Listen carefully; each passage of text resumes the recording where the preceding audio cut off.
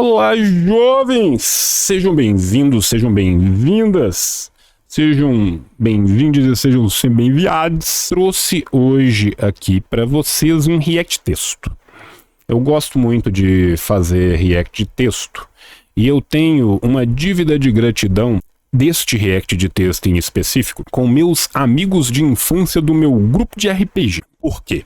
Porque esse texto apareceu para mim no grupo do Zap dos meus brother de infância, porque eles ficaram revoltados, né, com o famoso e tradicional rolê de Deus proíba que um pobre tenha acesso a um pouco mais de dinheiro. Meu irmão, é tiro e queda, mas assim, não tem uma vez, e não é hoje não, tá? É na história da humanidade. Se você pegar as denúncias do jornal Northern Star, escrita por Engels, na década de 40 do século XIX, você vai ver o Engels denunciando, lá os liberal, filha da puta, chorando, porque o trabalhador agora só vai trabalhar 16 horas por dia, eles estão dizendo que isso vai quebrar a Inglaterra.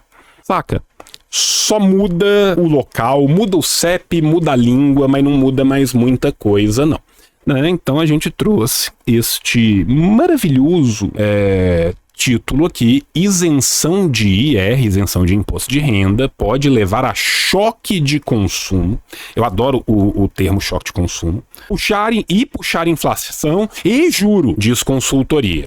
Expectativa é que grande parte do benefício fiscal vá para compras, com impactos diretos e indiretos no PIB, no emprego, na variação do IPCA e na política monetária do Banco Central. Olá, jovem, você tá aí triste, chorando lágrimas de sangue porque você perdeu a promoção da Filmica, passou a Black Friday e você ficou de fora na rodinha dos seus amigos. Todo mundo tá comentando dos filmes da Filmica e você está no canto roendo suas unhas em desespero. Seus problemas acabaram, é isso mesmo. A dona Filmica resolveu estender a promoção. É muito fácil, é só entrar no site, você tá vendo aqui do lado, filmica.com.br.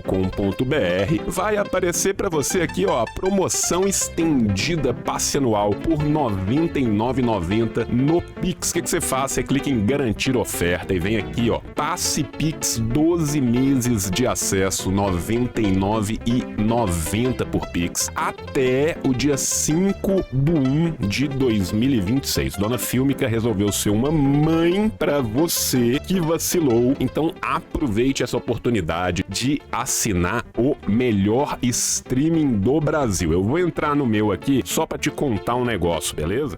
Pronto, tamo aqui dentro de Dona Filmica. A Filmica é tão legal que ela deixou o tio fazer recomendações pra você. Você tem a lista do tio, tem terror, tem cinema de Burkina Faso, tem cinema experimental cubano, tem Visita do Incubo, que é a maior doideira de todos os tempos, é basicamente um faroeste musical de terror. Mas, João, por que eu deveria assinar a Filmica? É só por causa da sua lista? Não, meu irmão, eu vou te listar aqui tudo que a Filmica te entrega. Vamos lá. Primeiro, R$ 99,90 por ano, dá R$ 8,30 por mês. Não dá pra você pagar uma glacial no boteco. Segundo, Dona Filmica não tem propaganda. Você vai ver os filmes todos do jeito que você quiser, na hora que você quiser. Terceiro, downloads ilimitados. Se eu tô indo pra roça, não vou ter internet, eu downloado quantos filmes eu quiser e eu fico com eles prontinhos ali. Quarto, você pode dividir com os seus brothers, até 5 aparelhos ao mesmo tempo. Dona Filmica não vai ficar enchendo teu saco se você dividir a assinatura com seu brother. São filmes de mais de 90 países diferentes,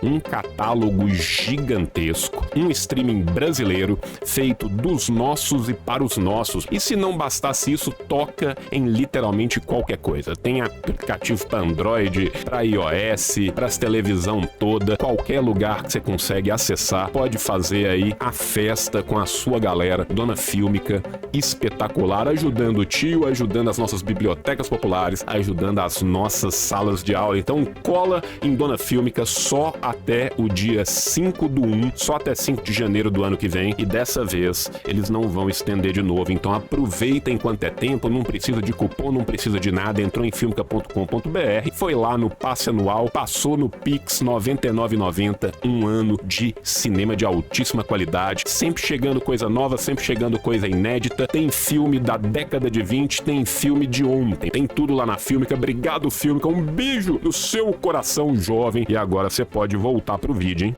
Gente, deixa eu traduzir isso pra vocês de economias de liberal para português claro. Gente pobre tendo acesso a comprar coisas assusta Mauricinhos com um colete preto. É isso aqui. O que o banqueiro está falando é: se o pobre comer, se o pobre comprar uma brusa, se o pobre trocar a televisão, a geladeira, o mundo vai explodir. A inflação vai voltar, a economia acaba, o Brasil explode e implode ao mesmo tempo. E a gente sabe, né, gente, que não é bem assim que as coisas funcionam, né? Porque assim, né, eu acho legal, né, pode levar a choque de consumo. Sabe qual que é o choque? O choque é gente marrom consumindo. Esse é o choque. Gente, vamos lá, né, um básico do básico aqui. Quem vocês acham que consome a maior parte da sua renda? Nós que somos fudido ou o Bill Gates? Acho que dá pra gente chegar aqui à conclusão com bastante facilidade que não é o Bill Gates. Quando o cara ganha menos do que ele necessita para sobreviver, normalmente ele consome a sua renda inteira. E mais um pouquinho, é por isso que tem dívida. E aí, se a gente faz políticas sociais distributivas, o rico fica com medo. E qual que é o problema exatamente aqui desta política em pauta?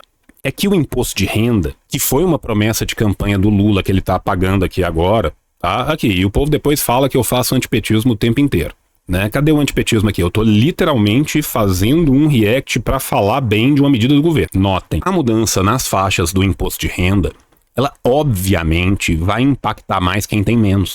Uma vez que esta mudança é acrescida de uma segunda mudança, que é uma taxação, mesmo que tímida, dos mais ricos, ela se torna, então, uma política redistributiva. Por quê? Porque se o governo está passando a coletar um pouquinho mais de imposto de quem é muito rico e cobrar um pouquinho menos de quem é muito pobre, o que nós estamos pensando aqui? Que isso vai levar a um aquecimento do mercado, a uma melhora do PIB, a possibilidade dessas pessoas conseguirem consumir mais, ter uma vida melhor, e a uma diminuição minúscula, ínfima, do abismo transgeracional que separa esses dois grupos. Lembrando que a gente continua sem ter uma escala progressiva de imposto mais brutal, a gente continua sem ter taxação de lucro e dividendo, a gente continua tendo um rio de isenção fiscal, um rio de remissão fiscal para vagabundo que mesmo com isenção fiscal não paga seus impostos.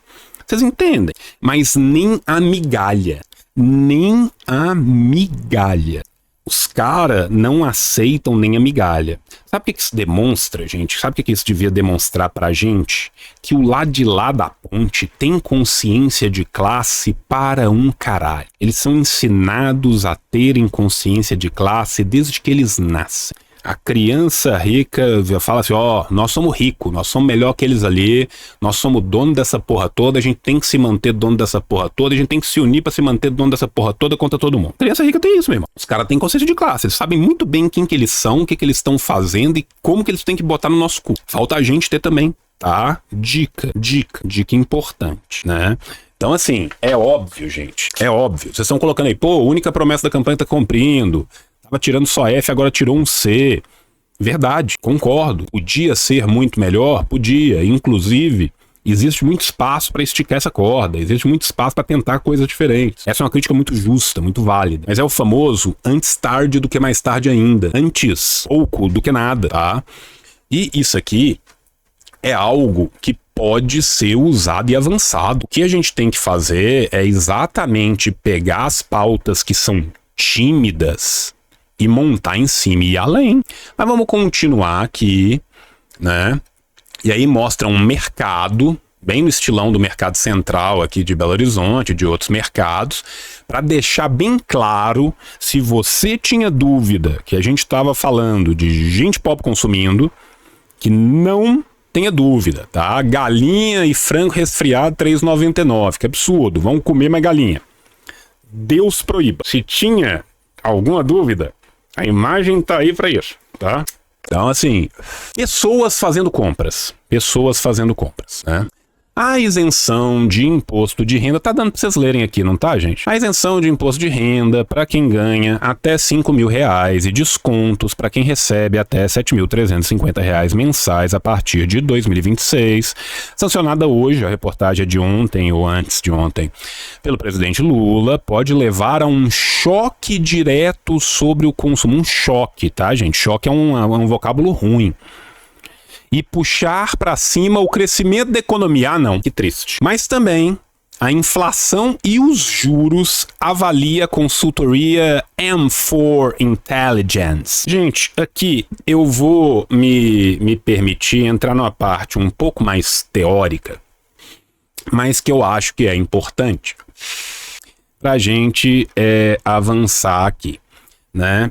A gente tem uma visão que é muito convencional, muito tradicional, né? Dessa economia de manual liberal, né? Desses fundamentos de macro e microeconomia que a gente tem a sensação que 90% dos economistas liberais nunca saíram do manual introdutório do Mankiw na vida. Que a inflação é um mal.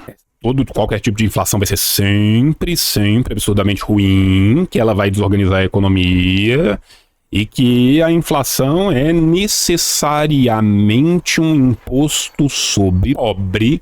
E a gente tem que entender que dentro da nossa perspectiva marxista não existe fenômeno monetário neutro. O que a gente tem é luta de classes no plano distributivo. Então, nem toda inflação vai ser igual e necessariamente ruim.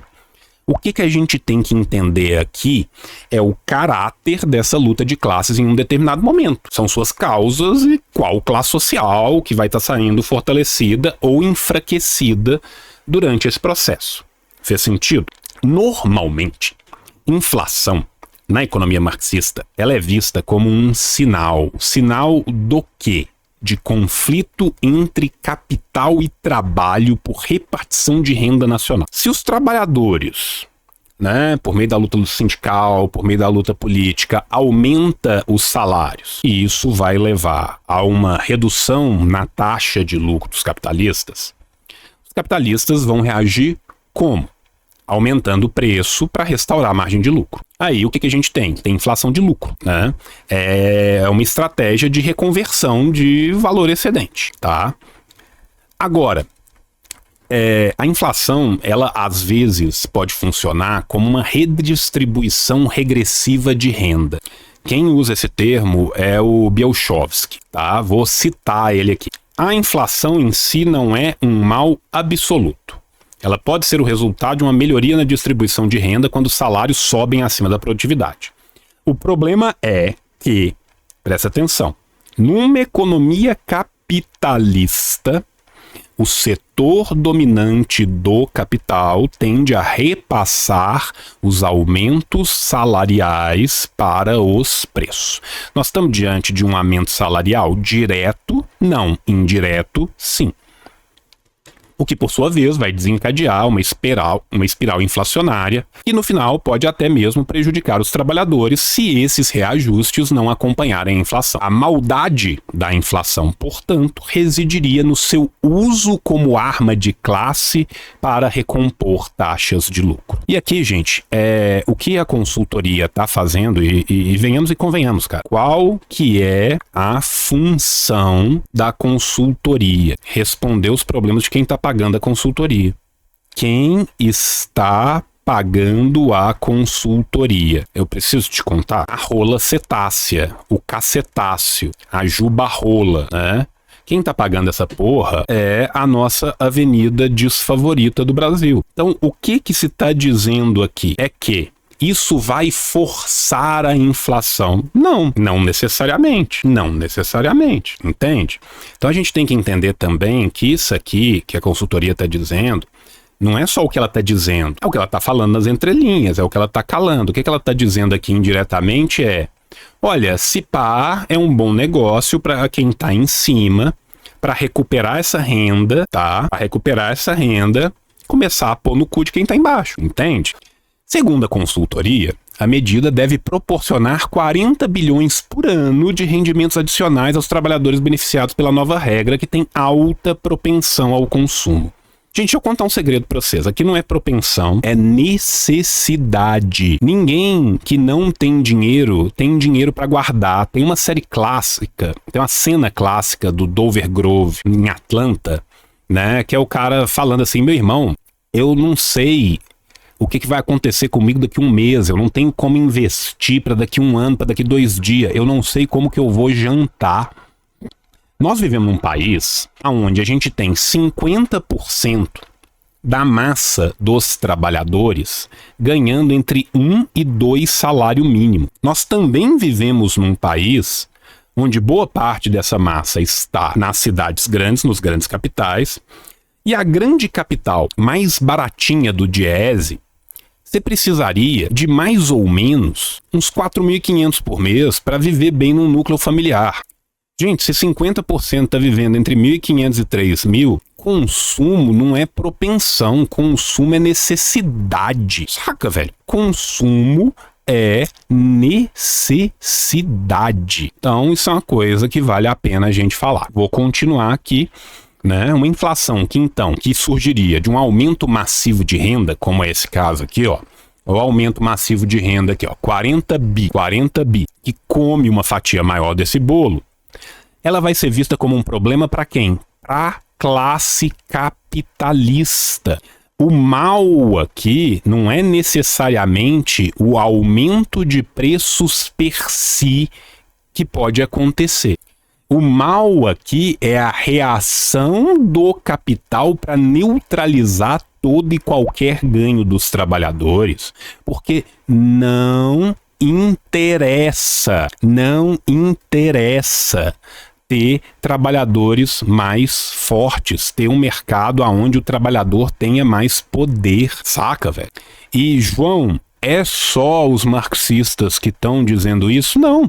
Outras teorias vão falar de inflação também de outras formas. O próprio keynesianismo, tanto do Keynes quanto a posteriori, vai ponderar também sobre isso. A MMT, né, a Teoria Monetária Moderna, vai ponderar sobre isso também, entende? Então, assim, a gente tem que entender que isso tem formas e formas e formas de se lidar. Tem um livro da Stephanie Kelton. Stephanie Kelton é uma autora da MMT. Eu achei uma citação dela aqui que eu achei legal, porque ela fala muito desse nosso contexto aqui brasileiro, tá? A Stephanie Kelton vai ampliar um pouco, né, esse raciocínio sobre inflação da MMT lá atrás, de um Warren Mosler, por exemplo. O que o Warren Mosler estava falando? Ele está falando que inflação não é necessariamente algo bom ou ruim, não é necessariamente uma falha monetária, mas pode ser uma restrição real de um dado momento. O setor público está gastando muito, ou teve um ganho dos trabalhadores, né? Não é necessariamente um problema monetário. Então, o que significa? Que inflação pode ser sinal de uma economia quente com pleno emprego. Que a inflação pode ser, inclusive, o objetivo de uma política pública de redistribuição. Aí a Stephanie, a Kelton, ela vai além, né? E ela vai distinguir o que para ela pode ser uma inflação boa do que para ela pode ser uma inflação ruim. Qual que é a inflação ruim? É a que corrói poder de compra e que não tem benefício social auferido. Tá? Então, por exemplo, a que é causada por monopólio. Quer que eu te dou um exemplo prático de uma inflação que vai ser causada por monopólio daqui a pouco? Se o Zema e o Partido Mofo conseguir, depois que eles estupraram a Constituição de Minas Gerais, depois que eles mataram a Constituição de Minas Gerais, depois que eles vilipendiaram do cadáver dela, vender a Copasa, um monopólio privado, nós vamos ter inflação de preço. Um monopólio vai subir o preço. Ah, João, mas como que você sabe que ele vai subir o preço? Porque quando uma coisa acontece, em todas as vezes que acontece a mesma coisa, a gente tem uma tendência a acreditar que vai acontecer de novo. E até o presente momento, todas as vezes que foi vendido cadeia de água e saneamento, o preço subiu, o trabalho piorou, os trabalhadores foram uberizados e os investimentos foram jogados no lixo. Então vai acontecer de novo? Sim. Isso vai ser uma inflação ruim. Isso vai ser o trabalhador se fudendo. Tá? O que seria para ela, então, uma inflação boa? Seria aquela que está acompanhando uma transição para uma economia de pleno emprego com forte demanda. A gente vem entrando dentro de uma economia de pleno emprego? Sim, apesar do conceito de emprego usado para isso ser terrível. E aqui a gente tem que colocar pingo no i. Esse mês, a gente teve o menor índice de desemprego desde 2012. Ou seja, o menor índice de desemprego desde o menor índice de desemprego que foi do Dilma II. Qual que é a diferença desses dois índices? O que é emprego hoje? O emprego em Dilma II, ele tinha as mesmas proteções do emprego em Lula I? Não, já não tinha. Já tinha avançado várias reformas. Comparado o emprego em Dilma II com o emprego em Lula III, meu Deus, saudades de tudo aquilo que vivemos. Volta Dilmãe, não tem comparação mais. Por quê? Porque a gente teve o golpe, teve as reformas do Temer, a maravilhosa ponte para o futuro, os ricos passaram por cima e a gente passou a morar embaixo. Depois a gente teve Bolsonaro e agora a gente tem um governo de muito mais conciliação ainda do que foram os anteriores. Então, por mais que a gente esteja num momento de pleno emprego, de níveis de desemprego baixíssimos, a qualidade deste emprego é completamente diferente, entende? Isso é uma coisa importante, gente. A gente tem que ponderar esse tipo de coisa, inclusive para poder avançar. A gente não pode fingir e tapar o sol com a peneira. Nós perdemos muitos direitos, muitos direitos. Nós estamos diante cada vez mais de uma sociedade de pejotizados, de uma sociedade de CEO de MEI, de uma sociedade de multi-empregados subempregados. É muito comum a pessoa ter 2 empregos, 3 empregos, ruim, entende? Emprego é uma coisa, ocupação é outra. Não, sim, Léo, sim, eu tô entendendo o que eu tô dizendo, mas eu só tô deixando as coisas um pouco mais claras. Vou voltar aqui para terminar com a citação da dona Stephanie, tá? Não devemos temer a inflação como um vampiro temer a luz do sol. Vocês gostaram do meu trocadilho? Eu não sei se vocês pegaram aqui, ó. Como um vampiro temer a luz do sol, tá? Não devemos temer a inflação como um vampiro temer a luz do sol. Devemos entendê-la. Às vezes a inflação é o subproduto de uma economia que está funcionando bem para a população comum, com salário subindo e o desemprego caindo. O desafio político é gerenciar a transição sem abortar a recuperação. Ou seja, né? A gente tem que entender que a inflação não é um mal metafísico que para nós marxistas é uma arena de luta de classe. Na MMT, por exemplo, é um sinalizador de restrições e que ambos vão concordar que as causas são necessárias para a gente entender se essa inflação está sendo boa, se essa inflação está sendo ruim. Partindo de tudo que a gente aprendeu até agora, o que a gente precisa aqui então? Uma economia que gere demanda, uma economia que tenha salários que crescem. aqui a gente tem que pensar que certas coisas são problemáticas. Por exemplo, o arcabouço fiscal é problemático para essa transição. Por quê? Porque muitas vezes boa parte da demanda é gerada a partir de investimentos públicos. E isso não significa, tá, gente, que as pessoas vão virar funcionário público, não é disso que eu tô falando, não. Inclusive, o funcionalismo público é uma parte minúscula. Só que, sem esta inserção, sem esta intervenção estatal, muitas vezes a demanda arrefece. Sem controle estatal, o capitalista vai buscar constantemente a recuperação e a majoração do seu lucro. Sacaram o que acontece aqui? Beleza. Acho que dá pra gente caminhar um pouco mais na reportagem. Já a compensação desse valor será sobre pessoas de alta renda com maior propensão a guardar dinheirinhas. E aqui eles estão citando a própria consultoria.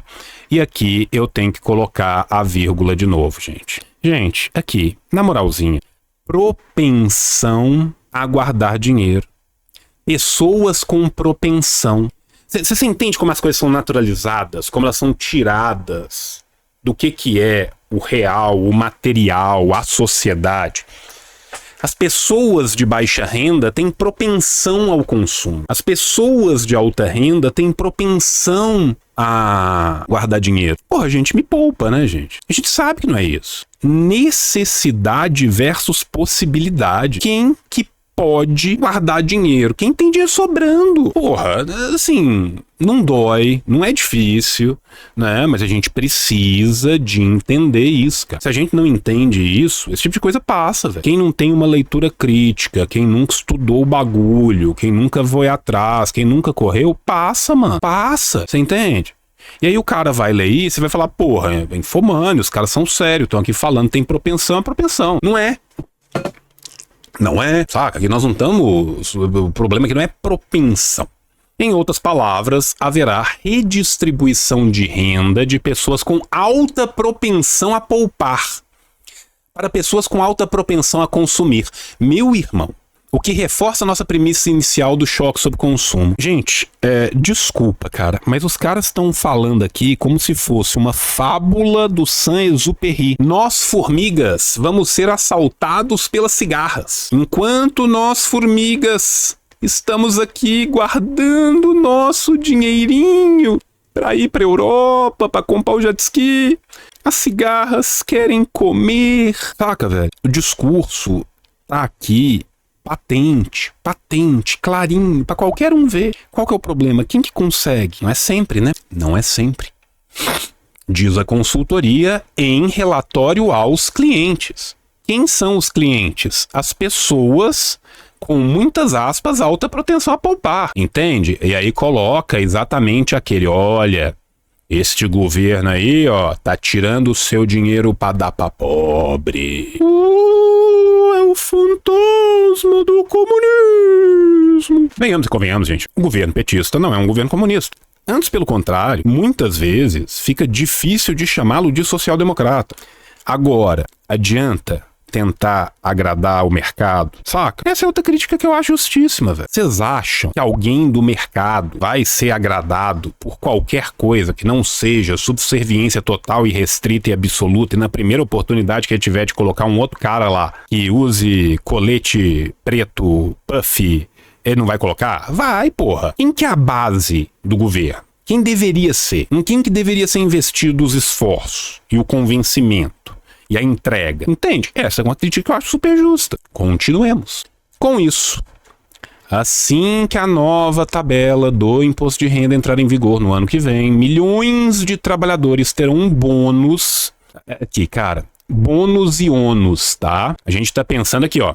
É sempre, né, nessa dicotomia maniqueísta, o eu e o anti-eu, o diabo e Deus, o céu e o inferno, o preto e o branco. Ao bônus corresponde um ônus, certo? Só que o ônus está saindo de quem? Das pessoas com alta propensão a guardar dinheiro, tadinha delas. E é plausível supor que esse bônus vá se traduzir em aumento dos seus gastos. E é plausível supor que as pessoas que não conseguem comprar comida e remédio, a partir dos momentos que elas possam comprar comida e um pouco de remédio, vão comprar comida e um pouco de remédio. Até 0,6 ponto percentual de alta na inflação. Nas simulações feitas pela M4 Intelligence, se 100% do ganho extra for para o consumo, cara, 100% do ganho extra for para o consumo, haverá um impacto positivo sobre o crescimento do PIB. E isso aqui, cara, é o PIB de Schrödinger, tá? Esse aqui é o PIB de Schrödinger. Se o PIB não cresce durante um governo social-democrata, liberal-democrata, às vezes social-democrata, às vezes meio neoliberal das ideias, aí tem reportagem da Globo, tem capa da Veja, tem o caralho a quatro. Se não cresce durante um governo fascista, tudo bem, acontece, é a vida, tá? É a vida, faz parte, acontece, é foda, mas é isso aí. Agora aqui é o PIB de Schrödinger. Agora o problema não é mais que o PIB não estará crescendo, é que o PIB está crescendo. Essa economia vai superaquecer. Essa economia está aquecida demais. Lembra da China crescendo constantemente por décadas, acima de 10%, e ela vai quebrar amanhã? Me corrijam. Mas até a data deste podcast aqui, deste rolê aqui, deste videozinho, não, né? Quebrou não, né? Tá, ok. Já para a inflação, haveria um aumento de 0,3 em 2026 e 0,6 em 2027. Vamos lembrar aqui, gente, nós estamos falando de um aumento de 0,x. Pequeno, tá? Vocês não viveram, vocês que são mais jovens, o que o tio e outras pessoas que têm a idade do tio um pouco mais e estão aí no chat viveram. Vocês não sabem o que é você entrar num supermercado como se fosse uma corrida maluca, com tua mãe gritando, vai pro corredor de um enquanto eu vou pro outro pra gente pegar as coisas rapidão antes do cara com a maquininha remarcadora chegar na gente, tá? Lembrando também, né, o maravilhoso ninguém se alimenta de PIB, porra. Calma aí. Faltou. Deixa eu fazer a imitação direito. Ninguém come PIB, porra! Tá, pronto. Ninguém come PIB, porra. A taxa de juro anual no fim de 2026, por sua vez, poderá ficar 0,9 acima do esperado e de 2027 0,5. Meu irmão, a nossa taxa de juro já está... A nossa taxa de juro, gente, é uma fluffer de gente rica, tá? A nossa taxa de juro, se ela pudesse, ela instalaria mais 4 braços para poder bater 6 punhetas ao mesmo tempo. Nossa taxa de juro é criminosa. Ela proíbe o acesso a empréstimo, o acesso a uma complementação de renda para quem é pobre. E ela recompensa o rentismo. Cara, não tem país no mundo para você investir um dinheiro igual no Brasil. De forma conservadora, só com CDB até o limite do FGC, o sujeito que tem uma grana legal tira 1,3% ao mês sem fazer nada. 1,3% ao mês. Cara, isso é coisa pra caralho, tá? 1% de 2 milhões é uma renda passiva de 20 mil por mês. Aí, o cara tá tirando 26. 26! Meu irmão, quantas pessoas no seu país ganham mais de 26 mil reais por mês? Tem aquele bagulho do jornal Nexo de renda por estado. Eu vou até tentar achar ele aqui. Calma aí. Eu vou tentar achar ele aqui. Nexo, jornal, renda mensal, comparação. Tá, vamos meter aqui. Ó. Seu salário diante da realidade brasileira. Tá? Isso aqui é pensando em salário, beleza? Digite seu salário. Vamos pegar o cara que tem 2 milhões no banco e tá tirando 26 mil. 26 mil de renda passiva. Isso não é salário, tá? Isso aqui não é salário não, gente. Isso aqui é renda. Em Minas, você ganha mais que 99% dos brasileiros. Vou aumentar isso aqui para vocês verem. Aqui, ó. Você ganha mais que 99% dos brasileiros, você ganha mais que 99% dos mineiros. Minas está em 11º lugar. A média do salário em Minas Gerais, média, 3 pau, tá? Nós estamos falando aqui, gente, de renda passiva. Renda passiva com base no que é a nossa taxa de juros atual. Meu irmão, vocês percebem, cara? Vocês percebem? E aí, o que eles estão falando aqui com isso? Ao mesmo tempo, por um lado, serve para fazer medinho, e pro outro é falar assim, meu irmão, porra, pensa que a taxa de juros subindo, você perdeu ali, você tá ganhando do outro lado. Saca, velho? Que é isso, gente? É isso. Mas vamos continuar aqui, né? A taxa vai subir então, pode ficar 0,9 acima do esperado. Não é que ela vai subir 0,9. O esperado é que talvez ela suba ou que talvez ela caia um pouquinho. Depende da consultoria para consultoria, tá? Já a taxa de desemprego seria reduzida em 0,2 e 0,1. Isso aqui, cara, é o desespero do milionário e do bilionário. Por quê? Cara, tem um vídeo maravilhoso de um sincericídio sem fim de um bilionário australiano falando: o problema do mercado de tecnologia é que tem emprego demais, tem pleno emprego nessa porra. Aí o developer pode escolher. Se ele for demitido, ele arruma outro salário. A gente precisa de desemprego e de pressão para criar um exército de reserva que aceite qualquer coisa. Saca, velho? Então, assim, o que eles estão falando aqui é que emprego pleno dá medo, porque emprego pleno tem uma tendência de levar a sociedade a políticas redistributivas. Porque em momentos de emprego pleno, há possibilidade de negociação. É mais fácil. Nos momentos de grande desemprego, o desesperado aceita trabalhar para comer cheeseburger, entende? Beleza? Vamos continuar. Se parte do ganho com a isenção não for para o costume, mas para pagamento de dívidas... E aqui, gente, vamos lembrar uma coisa. Pobres e ricos têm dívidas, tá? Inclusive, quem é muito rico costuma ter muita dívida, porque ele não precisa de gastar dinheiro para comprar nada, porque ele tem acesso facilitado a crédito. E, inclusive, eles não gostam de ter muita coisa no nome deles para não poder ser pego e não poder pagar imposto.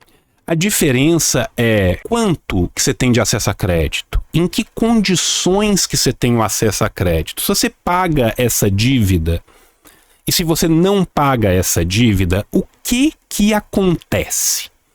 Essa que é a diferença, gente, tá? Essa é a diferença. E aí, gente, é um salto que dá uma diferença brutal. Vou pegar o outro exemplo lá. Maluco tem lá as 2 milhas dele investidas. Ele quer comprar um apartamento. Ele vai pegar a grana dele e vai pagar o apartamento na patada e deixar de ter uma renda passiva de X, de Y? Não. Ele vai pegar um empréstimo numa condição extremamente melhor e mais facilitada do que qualquer outra pessoa na sociedade pegaria. E ele vai usar o dinheiro dele que tá rendendo para ir pagando. E aí, no final... e esse cara, obviamente, né, tem entrada, ele vai conseguir amortizar. E aí, no final, ele vai basicamente ganhar esse bem. A água corre pro mar, tá, gente? A água, infelizmente, corre pro mar. Imaginando que 80% seria para compras, o impacto na inflação e nos juros seria menor. Tá? Por que eles estão falando isso? Porque a gente tem um endividamento altíssimo e cruel. O juro que eles recebem é muito alto e o juro que eles pagam é muito baixo. Ninguém precisa ser o lorde da econometria para conseguir entender que se meu dinheiro rende 1,3% no mês e a minha dívida tem 0,5 de juro, meu dinheiro rende mais que a minha dívida, meu dinheiro rendendo paga a minha dívida. Entenderam, gente? Como é que funciona? Aí, Gabriel, peraí. Você tá me dizendo que o plano safra com juro abaixo da Selic é transferência de renda do trabalhador pro agrolatifundiário e que ele reinveste na dívida, te roubando 2 vezes? Acertou, miserável! Acertou, miserável! Neste cenário, a inflação poderá ter um acréscimo de 0,2, 0,5 em 27, a taxa de juros 0,7, 0,4. Diminui um pouco, tá? Para o crescimento do PIB, o impacto seria parecido e o impacto seria o mesmo no desemprego. Aí vem a parte de pressões inflacionárias. Segundo a consultoria, os estudos mostram que tanto na simulação em que as pessoas gastam todo o ganho extra, quanto naquela em que o gasto é parcial, o impacto na inflação é expressivo e chama a atenção que o impacto inflacionário é maior em 27 do que em 26. Por que o impacto inflacionário é maior em 27 do que em 26? Porque na hora que tiver mais gente comprando, o pessoal vai subir os preços para recuperar a taxa de juros, a taxa de lucro, tá? Entenderam por quê? Não é que a inflação começa a crescer e a inflação gera inflação. É que o que ele está falando aqui é que Deus proíba que a gente tenha qualquer tipo de transferência de renda sem que a gente roube de volta. É isso que está sendo dito na entrelinha, tá? A lógica da projeção é que o choque no consumo leva a um aumento da oferta e do PIB, redução de desemprego e aumento de salários. Esses movimentos combinados implicam no aumento da inflação. Além disso, a expectativa dos agentes econômicos, que pode ser outro fator a pressionar a inflação. Expectativa dos agentes econômicos é o mercado jogando contra o próprio país para ganhar lucro e recuperar lucro. Tá? É aqui em português. E a lógica da projeção, que os movimentos combinados vão levar à inflação, é: se o pobre tem mais dinheiro, eu vou cobrar mais dele. Só para deixar bem claro do que a gente está falando aqui. Política fiscal pode ampliar impacto. Aqui eu quero ler mais um pedacinho do texto, porque depois eu quero conversar com você sobre uma outra coisa, que é exatamente a ideia de que só existe uma política fiscal, só existe uma única política que inexoravelmente levará a tudo de ruim acontecer agora que gente pobre vai poder comprar remédio. A consultoria alerta também que as políticas monetária e fiscal, presta atenção, política monetária e política fiscal nos próximos anos serão importantes para definir o impacto final da isenção. Gente, quando tem mega isenção para empresário, mega remissão para empresário, vocês já viram algum tipo de publicação dessa? Quando um banco quebra e o pessoal corre para salvar o banco que está quebrando, você vê algum tipo de consultoria preocupada com o tanto que isso pode influenciar ou não nas contas públicas para se manter os mínimos básicos de saúde e educação? Nunca viram, né? Não vão ver. Então tá, vamos continuar. Se o governo não conseguir compensar a tempo a perda de arrecadação, olha só, se o governo não conseguir compensar a tempo do quê? Da grande ilusão e da grande balela que a gente tem no Brasil, que é a ideia de uma necessidade de um superávit primário. Nenhuma economia grande da OCDE trabalha assim. Nenhuma. Me mostra uma economia das 7 maiores do mundo que trabalha com superávit primário. Nenhuma. Inclusive, todos esses estados têm uma tendência natural a serem deficitários, tá? Tendência natural não, porque não é natural, gente. É porque eles, literalmente aqui é o Byung-Chul, né? É jogar a escada fora. É porque eles se aperceberam muito rápido que o estado tem que fazer alguns controles para que se tenha menos revolta na população. E aí, para ganhar dinheiro na divisão internacional do trabalho, os caras podem botar a pissorra, botar a rolona em nós do terceiro mundo. Só pra gente, né, entender como que o rolê tá acontecendo. O mesmo pode acontecer se o Banco Central não atuar para combater o choque de consumo sobre a inflação. Como que eles querem que o Banco Central atue? Subindo bastante a taxa de juro, para que o rendimento deles renda ainda mais e compense o que eles estejam perdendo, para que o pobre tenha a capacidade diminuída, para que o endividamento deles seja ainda maior. Por quê? Porque isso se transforma macroeconomicamente numa política de transferência de renda eu falei o Byung-Chul, é o Ha Joon-chang, obrigado. Isso se transforma numa política de transferência de renda do mais pobre para o mais rico. E a nossa estrutura piramidal de imposto é toda feita para isso, gente. Porque quem está rerolando os títulos da dívida pública e ganhando em cima disso é o próprio mercado, que também recebe isenção, que também recebe remissão. Não precisa confiar em mim, não. Vê qualquer aula do Eduardo Moreira falando isso, o cara foi banqueiro a vida inteira, tá? Não precisa confiar em mim, não. Vê a aula do Eduardo Moreira, discute com o banqueiro. Enfim. Já se o BC for bem sucedido em manter as expectativas, o impacto será atenuado. Essa aqui, cara, é uma das melhores frases de uma consultoria de todos os tempos. Se não rolar nada, não rolará nada. Porra, a consultoria eu te paguei pra quê? Se fulano conseguir fazer com que X não aconteça, X, vírgula, pasmem, vírgula, não acontecerá. Porra, sério? Aí aqui tem os tópicos relacionados, nós chegamos no final da nossa reportagem, mas não no final do que eu quero discutir com vocês. Já vou abrir aqui minhas notas, tá? Todo e qualquer mecanismo para controle inflacionário é necessariamente recessivo? Necessariamente tem que prejudicar pobre? Vamos continuar, né? Aqui vem mais uma crítica da economia marxista, a ortodoxia da economia, que utiliza principalmente o que para controlar a inflação? Aumento de desemprego, e normalmente o aumento de desemprego vem via juro alto. O que a economia marxista vai falar? O controle de inflação não recessivo, na visão marxista, exige controles estruturais e diretos sobre o processo de acumulação e formação de preços, por sua vez atacando o poder de monopólio e a luta de classes da economia em favor dos trabalhadores. Vamos lá, como que isso pode ser feito? De várias formas diferentes. Controle de preço sobre preço administrado do setor monopolista, tá? Boa parte das inflações contemporâneas vem de mercados que não são competitivos. Não vem dos mercados competitivos. Ela vem de setores que têm o quê? Oligopólio, onde as próprias empresas estão administrando esses preços em cartéis, tá? Olha só, para agradar a gregos e troianos, eu trouxe uma citação do Mandel, que vocês sabem muito bem, era trotskista.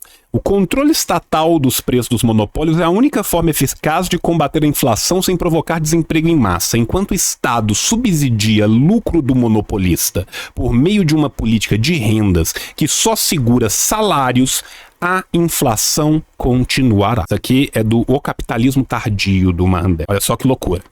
Então, por exemplo, se a gente passa a ter de volta uma Petrobras do poço ao posto, a gente teria controle inflacionário. Olha que loucura, gente. Imagina se alguém já tivesse dito, se os trabalhadores da Petrobras e todos os sindicatos estivessem brigando por isso há muito tempo. É uma outra forma. Ah, tá, mas é só essa, João? Não. Você pode ter política de renda, de salário, de lucro que seja diferente, né, da política de renda ortodoxa, né? Qual que é a ideia de uma política de renda sobre salário e lucro marxista?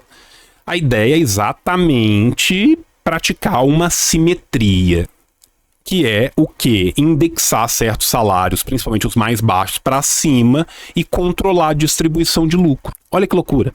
Se a gente fosse além e taxasse a distribuição de lucro igual todo e qualquer outro país deste planeta, salvo a gente, a Estônia, se eu não estiver enganado, era outra forma de resolver. Ah, tá certo, João. Tem mais alguma? Tem investimento público. E isso, gente, os marxistas falaram muito antes. O keynesianismo praticou e funcionou. Se a gente sabe que funciona. Isso, gente, inclusive, foi um mecanismo de controle inflacional no PAC, do próprio governo do PT. Começa lá no Lula 1. A Dilma se elege com base em ser a mãe do PAC. Reforma agrária também diminui pressão inflacionária. Corretíssimo. Incentivo à agricultura familiar diminui pressão inflacionária, corretíssimo. Investimento em infraestrutura de escoamento resolve pressão inflacionária, corretíssimo. Substituição de cadeia de importação resolve pressão inflacionária, corretíssimo. Pode escolher. Quer agradar o agro? Faz fábrica de fertilizante, bota as Fafem para funcionar, faz controle inflacional. Saca? Bicho, tem milhões de formas. Milhões de formas. Tá? Ampliação de crédito da pequena empresa, correto. Renegociação das dívidas de trabalho, dívida de trabalhador, renegociação de dívida, extinção das dívidas do FIES. Meu irmão, não falta, tá? Não faltam formas diferentes, né? E aí, gente, se no Brasil a gente tem essa política de juro altíssima e essa política, por sua vez, beneficia aqueles que, entre aspas, podem guardar dinheiro, que tipo de política fiscal que a gente devia ter, então, para que a gente tivesse um controle sobre pressão inflacionária, mesmo com um aumento da renda das pessoas mais pobres, que é o que a gente vai estar aqui, né? Aqui, gente, a gente tem que entender que aumento de arrecadação progressivo do governo, tributação sobre dividendo, aumento de alíquota de imposto de renda sobre faixa superior, imposto sobre grande fortuna, transformar a CPMF num imposto progressivo em vez de taxar a blusinha, saca? Isso é bom.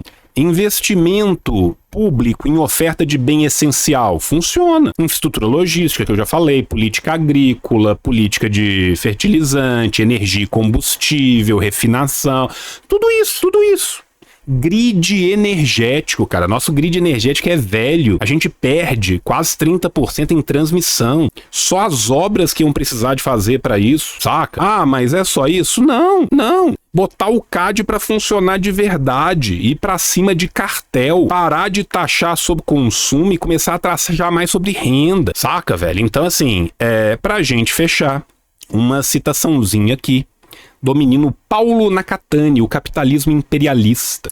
A inflação no capitalismo periférico não é um fenômeno puramente monetário, mas sim o resultado da combinação de uma estrutura produtiva oligopolizada e dependente com uma inserção totalmente subordinada no mercado mundial. Combater a inflação com juros altos só aprofunda essa dependência e ajuda a concentrar renda. O caminho é o controle social do investimento e da formação de preço. Pra vocês verem, gente, que é possível. Pra vocês verem que é factível. Pra vocês verem que existem alternativas, né? Então eu achei muito bom ter saído essa reportagem bem jornalzão de doido, de liberal, porque ela nos deu o ensejo pra gente discutir um tanto de coisa. E eu agradeço a todo mundo que ficou aqui até o final desse vídeo e a vocês que viram na live até o final da live. Você que tá vendo no vídeo, se é um canal de YouTube, ajude o tio, vire membro, manda um pix, manda um superchat, manda qualquer coisa, manda uma pedra, um avião pegando fogo e injeção na testa. Tio tá aí construindo as bibliotecas populares, as salas de aula, né? E produzindo bastante conteúdo aí pra vocês. Um beijo no seu coraçãozinho, até a próxima e tchau, tchau! Meus amores, vou aproveitar o ensejo aqui, que a gente estava há pouco tempo falando de cinema e falando de terror. E aqui está Dona Fílmica. Se você não sabe, coloca o comando Fílmica aí no chat rapidinho pra gente testar uma coisa. Tá? Na hora que você colocar o comando de Dona Fílmica no chat, você vai descobrir que Dona Fílmica ficou louca. Dona Fílmica tá com uma promoção absurda, mas só até o dia 30/11, conhecido popularmente como este domingo. Você assinando a Fílmica até este domingo, pelo Passe Pix, você vai pagar só R$ 99,90, dá R$ 8,30 por mês. cara, tu não compra uma breja, saca? Você saindo na noite, você mal compra uma long neck com isso. E aí, por que que eu recomendo a Filmica? Por vários motivos. Vamos lá. Primeiro, a Filmica é um streaming brasileiro feito por brasileiros para brasileiros. Já começa aí, é um negócio que é nosso. Segundo, eu não preciso contar pra vocês que se eu tô fazendo propaganda da Filmica, se a Filmica veio me procurar, é gente do nosso campo, ao menos do nosso campo expandido, fazendo uma curadoria de cinema de arte, de cinema pica pra gente do nosso campo. Segundo. Terceiro, você pode dividir a sua conta com quantas pessoas você quiser. Ela toca até 5 coisas ao mesmo tempo, em 5 lugares diferentes. Você simplesmente faz isso e pronto. Quarto, não tem propaganda. Não tem propaganda. Ah, mas não tem propaganda. Bicho, já estamos com um rio de vantagens aqui. Além disso, você tem coisa que é exclusiva, que você só vai achar lá. Tá? Ah, mas nem na MUBI eu acho? Não. Toca em qualquer televisão, toca em qualquer computador, toca em qualquer Android, tem todos esses Roku, Samsung, Apple, não sei o que. Espetacular, mano. 8,30. 8,30 por mês. 8,30 por mês. E agora, a Dona Filmica ainda tem mais uma outra coisa, que essa aqui, cara, eu tô me sentindo tão chique, tá? Que eu vou mostrar aqui pra vocês. Tem uma lista que é a curadoria do tio. Nossos parceiros indicam. Opa, peraí. Ó eu, meu amigo. Tem a lista do tio. Aqui, ó, vamos lá. Lista do tio. Vocês não gostam de doideira? Vocês não estavam perguntando de terror? Aqui, ó. Audição. Tá aqui na lista do tio. Cara, isso aqui é um... Assim, não chega a ser um curta porque tem 26. É um média-metragem. Vocês já ouviram ou já viram algum filme que é um faroeste musical de terror? Uma Visita do Incubo. Mano, faroeste musical de terror. É esse tipo de coisa que o tio traz pra vocês, tá? É esse tipo de coisas que o tio traz pra vocês. João, queria estudar mais sobre a Indonésia. Dona Filmica tem Act of Killing. Cara, isso aqui dói, tá? Isso aqui é pesado para um caralho. Vem escrito de todo tamanho aqui, ó. Tem temas sensíveis. Act of Killing. Sério. Melhor documentário, tá? Esse documentário é muito absurdamente absurdo. Morte de um Burocrata, cara, é cinema experimental cubano pós-revolução. É do caralho. Samba Traoré é cinema de Burkina Faso. A Filmica tem filmes de mais de 92 países. Saca? Tem 92 países diferentes. 92 países. Musical faroeste terror. Uma Visita do Incubo. Tá? Vocês estão pedindo aí de novo. Isso aqui é uma pequena obra de arte. Cara, a atuação do Colin Salmon nesse negócio é absurda. Esse Frantz Fanon, Pele Negra, Máscara Branca é absurdo. O Inha Empatia é um filme, velho, que dói na alma, porque ele é duro. Ele é pesado, assim. Mas ele é do caralho. Foi o primeiro filme gravado em Aimará, foda, 100% doideira. Aqui eu coloquei um pouquinho também, né, de cinema diaspórico palestino, porque ele não é feito pela Palestina, é uma coprodução, se eu não me engano, é Tunísia, França e mais algum lugar. Mas tem... o Ar de Matar é baseado no livro do Método Jacarta, tio. Sim, literalmente ele. É literalmente ele, tá? O Alain Bandeira tá aqui e eles têm uma sessão só de cinema sobre a Palestina. Aí eu coloquei umas coisinhas nacional também no meio, tal. Enfim, tem muita coisa no rolê aqui do tio. Tem inclusive uma ficção científica neozelandesa da década de 80. Então, deem uma olhada nas doideiras do tio. Mas quando você for pra home aqui, você vai ver que já tem uma curadoria muito legal, né? Protagonismos negros na tela, inéditos recentes, cinema nacional, filme de diretoras, história da Palestina, saca? Tem muita coisa legal, tá? E aí tem várias coisas, assim, tem esse Phil Wicca, que é ótimo, do Halloween Cult, tem a parte de filmes LGBTQIAPN+, sabe? Então, assim, tem muita coisa legal mesmo. Tem uma parte gigante só de cinema revolucionário cubano. Cara, é muito, muito, muito completo, saca? E aí, recomendo vocês a conhecerem e aproveitarem, porque até o dia 30/11 tá nessa promoção que é ridícula, é absurda, tá? Aymara e Quichua são as duas línguas mais comuns dos povos originários do que hoje é o Peru. Tá bom, Claudinho? O Quichua é até um pouco mais comum do que o Aymara na região do Peru. O Aymara, ele entra muito para dentro da região que hoje é a Bolívia, tá? Mas é dessa região. São das pessoas que descendem diretamente daqueles que estavam sobre a égide do Tahuantinsuyo. Beleza? Então, fica aqui a minha recomendação de Dona Fílmica, que é espetacular, que é maravilhosa e que tá aqui apoiando o tio. Então, se você quiser conhecer, eu recomendo muito. E aí, se você conhecer, dá uma olhada no que o tio recomendou. E aí você pode falar assim, pô tio, gostei pra caralho. Ou se não, você pode falar assim, pô tio, altas doideiras, tá? Mas temos Dona Fílmica aqui. Quero agradecer a Dona Fílmica o apoio e mandar um beijo para todos que estão trabalhando lá. Pronto, fizemos aqui.